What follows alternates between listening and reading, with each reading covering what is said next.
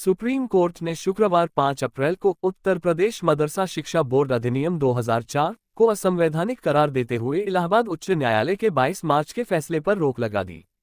उच्च न्यायालय के फैसले के खिलाफ दायर 5 विशेष अनुमति याचिकाओं पर नोटिस जारी करते हुए कोर्ट ने कहा, हमारा विचार है कि याचिकाओं में उठाए गए मुद्दों पर बारीकी से विचार किया जाना चाहिए। हम नोटिस जारी करने के इच्छुक हैं।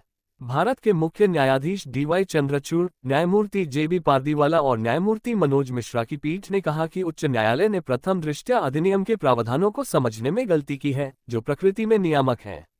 न्यायालय ने उच्च न्यायालय के फैसले पर रोक लगाते हुए कहा कि उच्च न्यायालय के निर्देश लगभग 17 लाख छात्रों की भविष्य की शिक्षा को प्रभावित करेंगे। पीठ ने आदेश में कहा, अधिनियम को रद्द करते समय उच्च न्यायालय ने प्रथम दृष्टया अधिनियम के प्रावधानों की गलत व्याख्या की। अधिनियम किसी भी धार्मिक निर्देश का प्रावधान नहीं करता है। कानून का उद्देश्य नियामक चरित्र का है। यदि चिंता ये सुनिश्चित करने की थी कि मदरसों के छात्रों को गुणवत्तापूर्ण शिक्षा मिले, तो इसका समाधान मदरसा अधिनियम को रद्द करने में नहीं होगा, बल्कि यह सुनिश्चित करने के लिए उपयुक्त निर्देश जारी करने में होगा कि छात्र गुणवत्तापूर्ण शिक्षा से वंचित न रहें।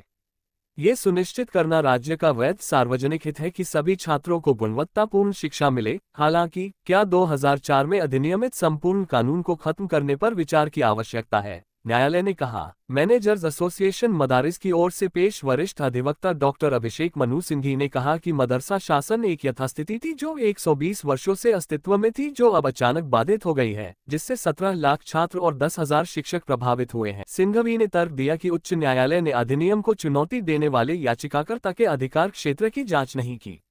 उन्होंने हाईकोर्ट के तर्कों को आश्चर्यजनक बताया। उन्होंने उच्च न्यायालय के इस निष्कर्ष का खंडन किया कि मदरसों में आधुनिक विषय नहीं पढ़ाए जाते और कहा कि गणित, विज्ञान, हिंदी, अंग्रेजी आदि पढ़ाए जाते हैं। उन्होंने कहा कि मदरसों के लिए 1908 में एक संहिता थी, जिसके बाद 1987 के नियम और 2004 का अधिनियम था। अधिनियम केवल नियामक प्रकृति का था, जिसे राज्य संविधान की सूची 3 की प्रविष्टि 25 के अनुसार अधिनियमित करने के लिए सक्षम है। उन्होंने पूछा, हमारे पास हरिद्वार और ऋषिकेश में भी बहुत प्रसिद्ध गुरुकुल हैं, जो बहुत अच्छा काम कर रहे हैं। मेरे पिता के पास वहां से डिग्री है। क्या आप उन्हें ये कहकर बंद कर देते हैं कि वे धार्मिक शिक्षा के स्थान हैं? सिंघवी ने आग्रह किया। न्यायालय को रोक लगाने का कारण यह है कि वहां 120 वर्षों से निर्बाध शासन चल रहा है। शैक्षणिक वर्ष समाप्त होने के साथ 17 लाख छात्रों और 10,000 शिक्षकों को अन्य स्कूलों में अवशोषित नहीं किया जा सकता है। अराजकता होगी। याचिकाकर्ताओं ने तर्क दिया कि राज्य में मुस्लिम अल्पसंख्यक समुदाय द्वारा संचालित सभी मदरसों को बंद करना भारत के संविधान के अनुच्छेद 19(1)(g) और अनुच्छेद 30 के तहत मौलिक अधिकारों का उल्लंघन है। वरिष्ठ अधिवक्ता मुकुल रोहतगी ने कहा कि अनुच्छेद 28 का प्रतिबंध केवल तभी लागू होगा जब संस्था का रखरखाव पूरी तरह से राज्य निधि से किया जाता है। उन्होंने कहा कि पूर्णतः सहायता प्राप्त, आंशिक रूप से सहायता प्राप्त और निजी मदरसे हैं और ये सभी 2004 के अधिनियम द्वारा विनियमित हैं। इसके बाद उन्होंने अनुच्छेद 28(2) का हवाला दिया, जिसमें कहा गया है, खंड 1 में कुछ भी ऐसे शैक्षणिक संस्थान पर लागू नहीं होगा जो राज्य द्वारा प्रशासित है लेकिन किसी बंदोबस्ती या ट्रस्ट के तहत स्थापित किया गया है, जिसके लिए आवश्यक है कि ऐसे संस्थान में धार्मिक शिक्षा प्रदान की जाएगी। वरिष्ठ अधिवक्ता हुज़ैफा अहमदी और पीएस पटवालिया ने भी इसी तरह की दलीलें दी।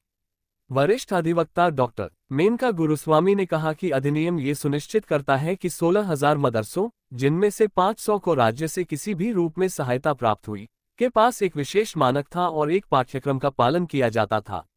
यदि कानून हटा दिया जाता है, तो इसका मतलब ये होगा कि वे अनियमित हो जाएंगे और मानक गिर जाएंगे।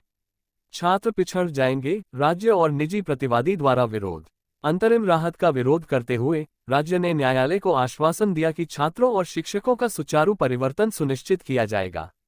एएसजी ने कहा कि मदरसों को बंद करने के लिए नहीं कहा गया है और केवल अधिनियम को रद्द किया गया है। तो इसका असर यह हुआ कि राज्य पर मदरसों को सहायता देने का कोई बोझ नहीं पड़ा।